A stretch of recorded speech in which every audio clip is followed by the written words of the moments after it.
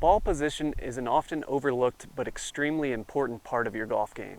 Richard Rice, PGA golf professional here, and in today's video, I'm going to teach you just how ball position can help or hurt you.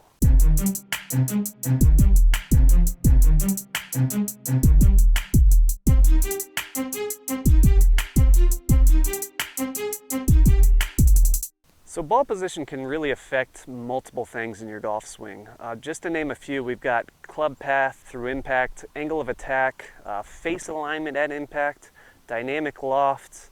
In today's video, I would really like to focus on club path and face alignment and just how ball position will affect that. What I'm going to do for simplicity is turn the swing plane into somewhat of a 2D model, a two-dimensional model, using these tees that I've laid out on the ground. So you can see here I've made somewhat of a crude swing arc. So as the club swings down, the club tends to travel from the inside. We turn the corner here and it travels back inside on the way through. So I've created a crude swing arc.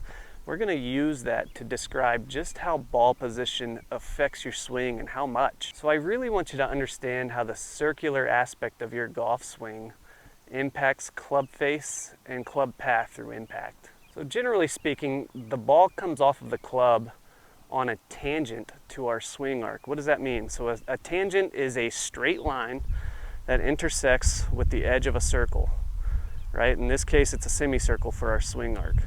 Now, assuming our club face stays square to our swing arc, the ball will come off at a tangent to that arc.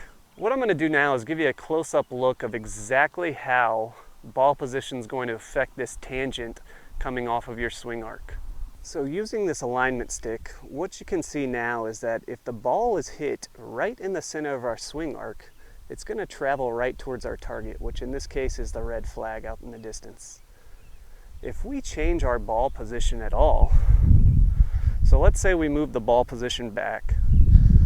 Right, so we're going to move it back by one ball length. That's going to change our tangent line by that much.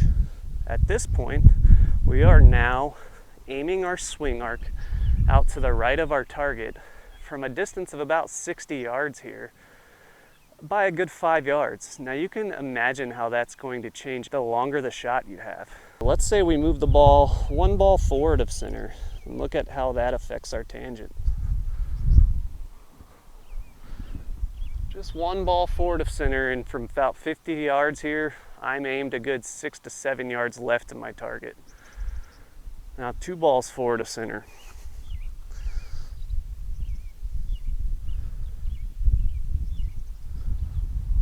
Again, from 50 to 60 yards here, I am aimed now 10 yards left of my target.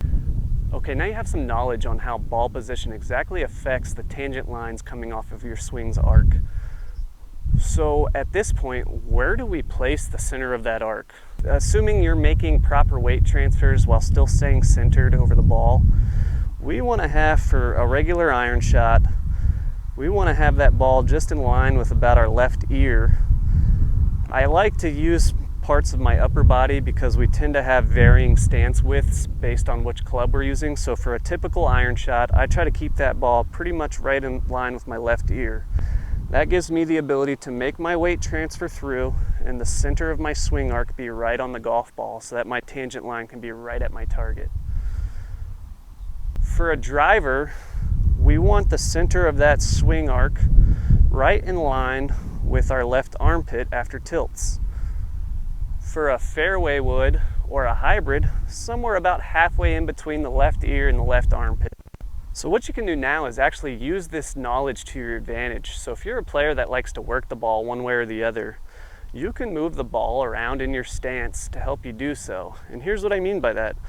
We know that to hit a draw, my club should be traveling in to out. So if I move that ball a ball or two back in my stance, I know that's going to change my club path to come a little bit more in to out. Now, if you understand ball flight laws, you'll know that the ball is going to start closer to where my face is pointed.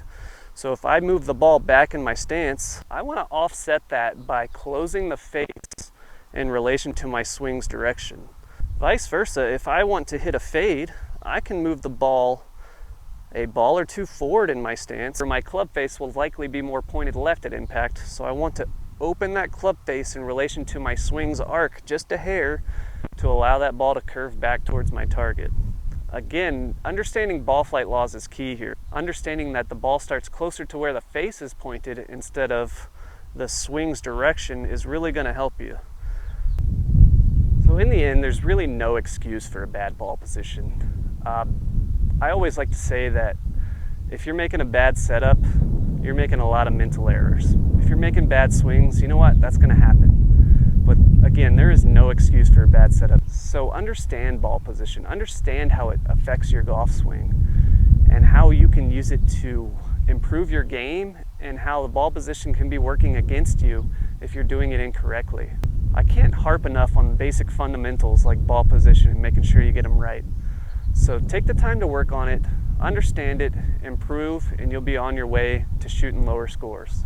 If you enjoyed this tip, please click the like button on the video below, subscribe to the channel, and click the bell for notifications so you can come back and see me weekly. Thanks for checking my video out today, and stick around to see the next video on how you can hit arrow straight drives.